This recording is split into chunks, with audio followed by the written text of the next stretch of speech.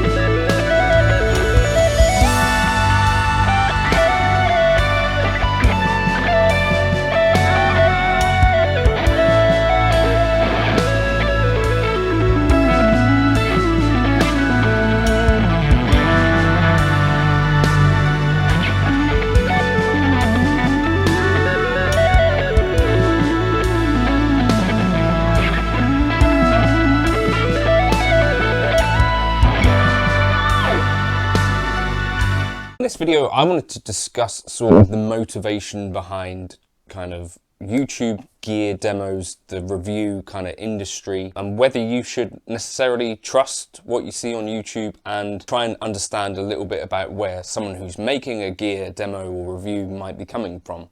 Now, as my channel has grown, I think so is my understanding of some of how this stuff works and some of the nuance behind it, but also I see plenty of skepticism day in, day out, and I've seen it on other people's channels as well.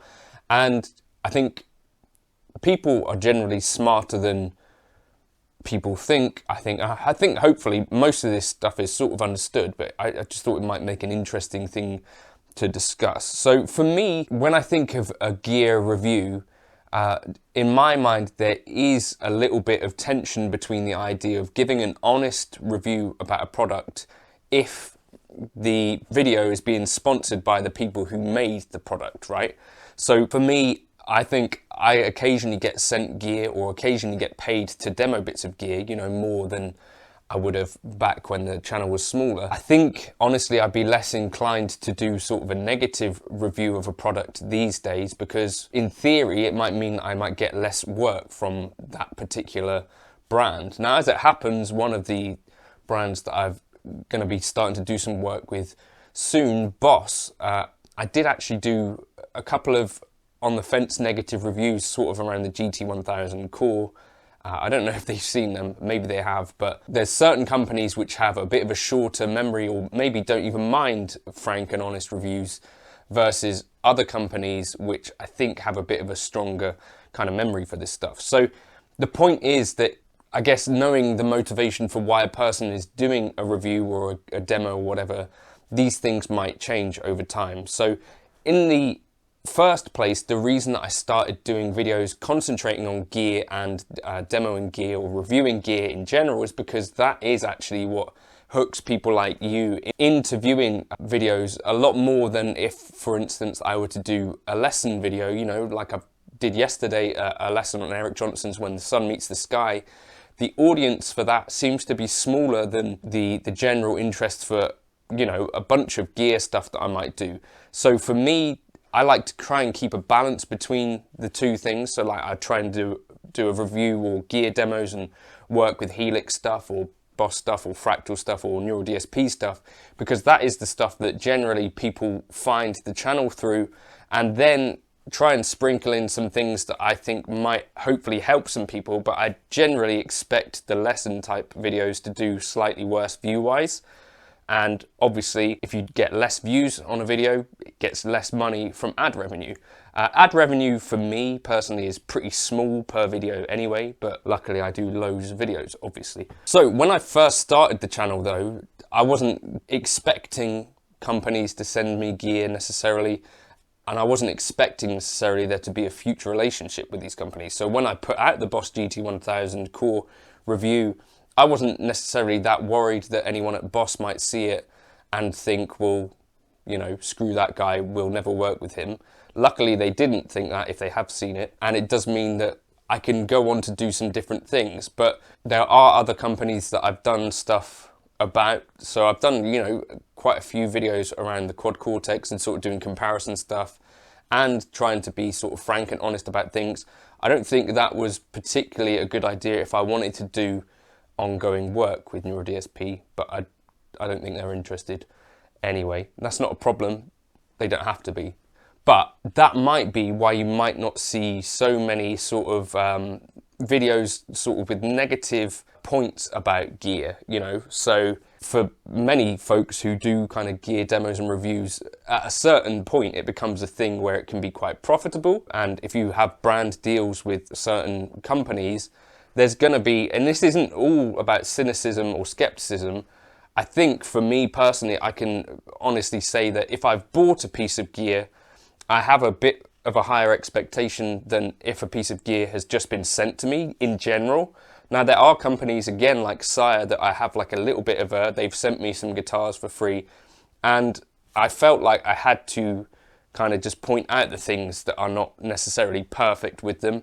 I don't think it's of any benefit to you, the viewer, to kind of hide those things, although it might be of benefit to me in the longer term. So for instance, again, like Fender, for whatever reason, probably Keith's fault, thank you Keith, sent me the Fender American Vintage 2, and in the video for that I had to point out that there were a few finishing flaws and there was, you know, a neck pocket gap. Now those things existed in vintage guitars as well, and it's not necessarily a huge problem, but I think it's something that you as a viewer of a gear related video deserve to know rather than kind of glossing over those points. And I think there are plenty of other channels that have that same opinion too, but if I wanted a longer term relationship with Fender and the chance of doing more videos and maybe them sending me gear ahead of launch, which is kind of the ultimate thing that can help a channel, is having pieces of gear ahead of launch, because then you get kind of that interest when Fender have put the most kind of money into their marketing or whatever. Like, it does make sense to try and have a good relationship with these companies as someone who makes gear videos, because it means that I might have better access to these bits of gear. But for you, the viewer, that's probably not the best thing for you, because naturally you probably assume that therefore I think it would be the case, I'd be less likely to point out things that weren't quite right. I'd be maybe more likely to gloss over things that I would have in the past thought were issues. And certainly when it comes to sort of paid demos, sometimes there can be a bit of back and forth with a company. So they might ask you to remove certain sections of a video. I've not had this before because I've never had to send a video to be approved before publishing it. But I imagine if you were, for instance, getting paid quite a lot of money to make a video, then you would necessarily have like a bit of, there might be like a pre-approval thing, there might be messaging that the company wants you to include in the video. So you get little things like crib sheets about things that they want you to include, and maybe they might ask you to remove other brands from the video, for example. They probably wouldn't encourage you to do kind of comparisons or mention other brands that you think would compete with this thing, I'd imagine, because you're making kind of a sponsored video for them. So it's all a bit difficult to kind of get your head around, I think, in terms of really understanding someone's motivations. So if a channel is fully focused on gear demos and most of them are paid sponsorships, I would personally view that more as like a demo kind of channel.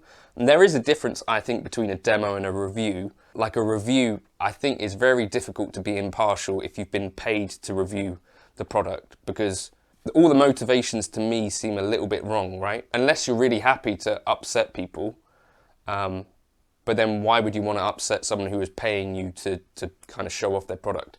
It's all a bit complicated. Here's the other difficult thing for me personally as well. So for instance, I've done a ton of videos on lots of stuff, but in particular like the Line 6 stuff, I'm a huge fan of, and generally have not been paid for, you know, not a statistically insignificant amount of videos. I think they paid me to do a Helix Native demo maybe a year ago, and they paid me to do an artist preset build, and because of the stuff that I'd done for Line 6, for instance, they also got me to do a Yamaha Pacifica kind of advert campaign. Now, the total money for all of those things combined would have been, I think, less than about £1,100. So in terms of actual sponsorship of the channel, it's like zero. But if I see, for instance, that there are other people being paid to demo this sort of gear, for me it feels a bit like, yes, I've tried to be honest and maintain integrity on this stuff, but at the same time there has been a benefit for that company because I've been doing stuff with their gear. So if sponsorship did come my way, I would feel like, well, I'm equally as entitled to that as anyone else who was making a video with a Line 6 product, right? So there's like this difficult kind of tension where it'd be nice to be independent, but people assume that you're not anyway. And then equally, if they are going to be paying people to make videos, you know, like all of them, the gear companies do, then why wouldn't you as Little Johnny YouTuber accept some payment if it was offered to you, if that makes sense? So I'm not sure whether you should trust gear demos and trust YouTube stuff in general. Equally, should you trust any paid review from, like, if it was Guitarist Magazine or Total Guitar, all of these things that we've seen in the past. The idea of, you know, these companies approaching these things is because they know that you have an audience, and they hope that therefore by showing the product to your audience that they can maybe sell more things, and they want you to show the thing in a favourable light, of course. No one wants you to make a negative review about their product. With that said, I think that the most important thing that you can look for from a channel would be kind of transparency, right? So if a product has been sent to them for free, or they're being paid to demo the product, there is a paid promotion thing that you should press in YouTube. Now, I have to press that all the time now because TrueFire sponsor all my videos, but I would also tell you in the video whether the product was sent to me. So like if I'm doing a product review of like the Sire S3, I specifically said that I bought that because I did, versus the Fender American Vintage, I said in that Fender sent it. So hopefully through that kind of transparency, you can get a little bit of an idea for whether this is actually a review or is this just a paid demo. And I think there is a subtle difference, right? Equally with comparison videos, I think people, for me, I think always assume that I've been paid by Line 6, when actually it's probably the case that I've had more money from other modelling companies than Line 6, as it happens. But in those kind of comparisons, I do try to be fair and just say, well, I think I could achieve this with this or this. My opinion on modelling generally these days is that things basically sound quite similar, and you should probably pick the thing that does the job that you need it to do most closely and draws you to it more often. But again, on these comparison videos, you know, would you trust someone who does paid demos for Neural DSP to give kind of a fair comparison if they were doing comparisons? I think if you're going to do a comparison, you probably have to try and stay somewhat independent, or you're paid by everyone, in which case you get that same balance, right? But I don't know, who do you trust? Do you trust any kind of YouTube demos? I think especially if you get like a smaller channel, there's an element that, well, these people probably aren't being approached by these gear companies anyway. Before they can attract the attention of certain gear companies, then you would know that they've generally paid for every piece of gear. They're not being paid to demo it. But at some point, they've probably got a goal of monetizing some of this, you'd assume, right? Because why else would you make the videos is probably the question. And why would you be doing gear demos if you weren't expecting people to watch the gear demos? Like, all of it seems to, in the end, run parallel with kind of what the motivation will eventually be, where you do want to be on the side of gear companies, right? Because if you want to keep growing your channel, you'd want to maybe get stuff ahead of launch, maybe be able to get access to bits of gear that you couldn't necessarily buy, because you couldn't necessarily buy all of the gear that you wanted to make videos with. So it's all a bit of a strange thing.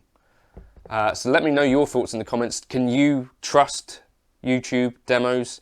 I think everyone probably in general wants to make the piece of gear sound as good as it can. So from that point of view, I don't think people are like doctoring the sound of stuff or anything like that. I think I've seen people comment that before, but I think it's more the case that most people that can demo gear, so if it's Sean Tubbs or Rabia, they have sufficient kind of production skills to be able to make most things sound good. Hopefully. I don't know, it'd be interesting to know your thoughts. It's just a bit of a random. A lot of people potentially are quite skeptical and think, you know, well, of course he likes this, this and this. He likes everything that he's paid to like, which I would have that opinion as well, and I kind of do. It's just difficult to know, well, therefore, how do you categorize this stuff? Maybe you just think of a paid channel as kind of demo and hearing potentially what a thing could sound like rather than an actual review.